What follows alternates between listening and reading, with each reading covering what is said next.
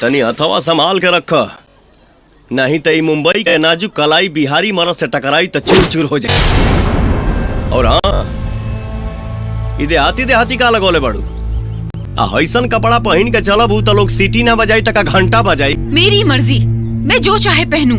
तुम कौन होते हो मुझे सिखाने वाले? ठीक बा पहिन, लेकिन एक बात ध्यान रखिया, ये बिहार है, इतना उगार के चलबू तो लोग अगरबत्ती ना दिखाई, सीधा हरे रामा हरे कृष्णा गाई आ तू कहबू रे मैं।